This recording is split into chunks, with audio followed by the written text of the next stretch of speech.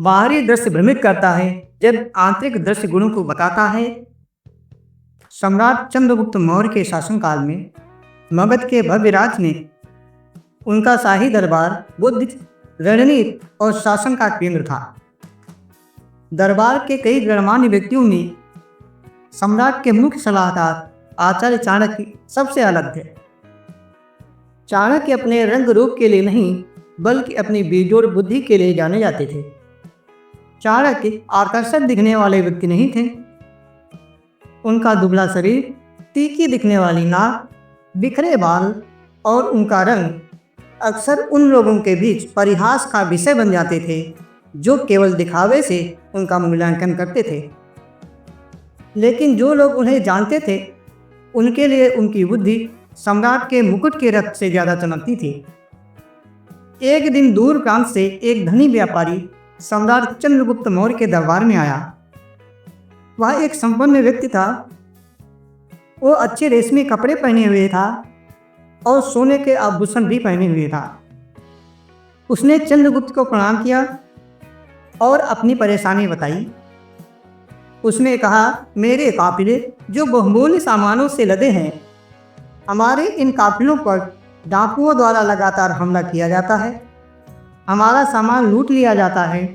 मेरा नुकसान बढ़ता चला जा रहा है। इसका समाधान खोजने के लिए मैं आपके दरबार में आया हूँ, क्योंकि हम आपकी भून से होकर गुजरते हैं। यह आपका साम्राज्य है।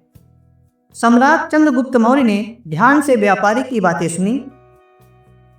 उसकी समस्याएं सुनने के बाद उन्होंने चाणक्य की ओर इशारा किया और कहा, आपकी समस्या का हल आचार्य चाणक्य के पास है। चाणक्य बोलने वाले ही थे कि इससे पहले व्यापारी ने बीच में ही उनकी बात काट दी। उसकी नज़र चाणक्य पर टिकी हुई थी और उसका तिरस्कार स्पष्ट दिखाई दे रहा था। व्यापारी ने कहा, महाराज मुझे माफ़ करें, क्या यह वह व्यक्ति है जिसे आप ऐसे मामलों को सौंपते हैं? उसके शक्ल से थोड़ा भी भरोसा नहीं होता है। दरबार में सन्नाटा छा गया। कुछ लोग चुपचाप मन ही मन हंस रहे थे, जब कुछ लोग चाणक्य को क्रोध करने की उम्मीद से देख रहे थे। लेकिन आचार्य चाणक्य अविचलित रहे। चाणक्य ने व्यापारी की आंखों में देखा तो उनके होठों पर हल्की सी मुस्कान छा गई। व्यापारी से चाणक्य ने शांत और सरल आवाज में कहा, शायद जो आप देख रहे हैं उस पर सवाल उठना सही है, लेकिन अगर आप समाधान चाहते हैं तो आज शाम हमारे निवास पर आएं। हम आपकी समस्या पर विस्तार से चर्चा करेंगे। व्यापारी ने संकोच किया, लेकिन फिर भी वह आने के लिए तैयार हो गया। शाम को वह चाणक्य के निवास पर पहुंचा। साधारण घर था। मिट्टी के दीवारें थीं और छप्पर की छत थी।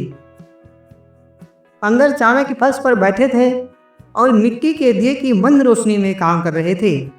उनके बगल में बहुत सी पुस्तकों का ढेर रखा था और हवा में धूप बत्ती की हल्की हल्की खुशबू पाई रही थी।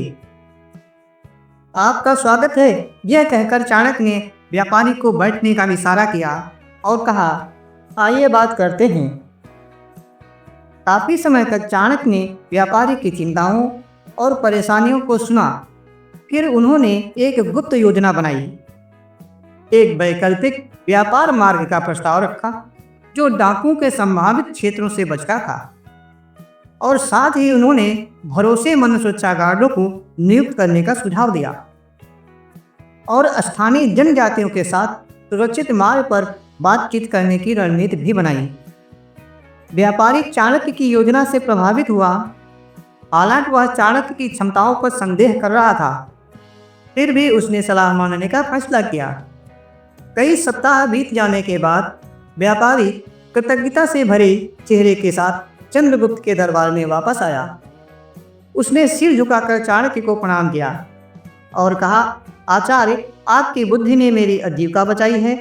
मेरा कारवां सुरक्षित रूप से यात्रा कर रहा था और मेरा माल बिना किसी नुकसान के अपने गंतव्य तक पहुंच गया।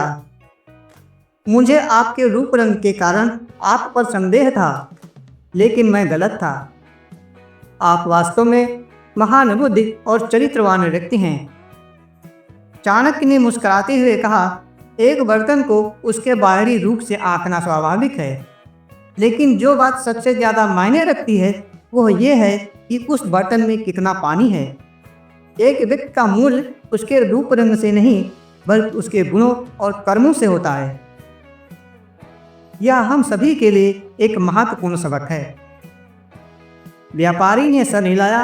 व्यापारी में इससे पहले अहंकार था, उस अहंकार की जगह उसमें विनम्रता आ गई। उस दिन से वह चाणक्य का सबसे बड़ा प्रशंसक बन गया। इससे पहले वह दूसरों को महान शिक्षक और गुणी बताया करता था। इस घटना के बाद चाणक्य और व्यापारी की कहानी दूर दूर तक फैल गई। लोगों को इस शाश्वत सत्य से परिचित कराया गया कि बाहरी दिखावे क्षणभंगुर होते हैं, परंतु आंतरिक गुण किसी व्यक्ति के वास्तविक मूल्य को परिभाषित करते हैं। चाणक्य की यह कहानी आज भी प्रसिद्ध है, जो हमें गहराई से देखने, गुणों को महत्व देने के लिए शिक्षा देती है जो वास्तव में मायने रखते हैं। यह कहानी यह बता रही है कि जो दिखता है वो होता नहीं है। बाहरी दृश्य भ्रमित करता है जबकि आंतरिक दृश्य गुणों को बताता है। इस वाक्य का अर्थ आप समझ गए होंगे। वीडियो अच्छी लगी तो इसे लाइक कीजिए, चैनल को सब्सक्राइब कीजिए और कहानी के बारे में कमेंट में अपनी राय जरूर दीजिएगा। फिर मिलते हैं एक नई कहानी के साथ। तब तक के लिए धन्यवाद।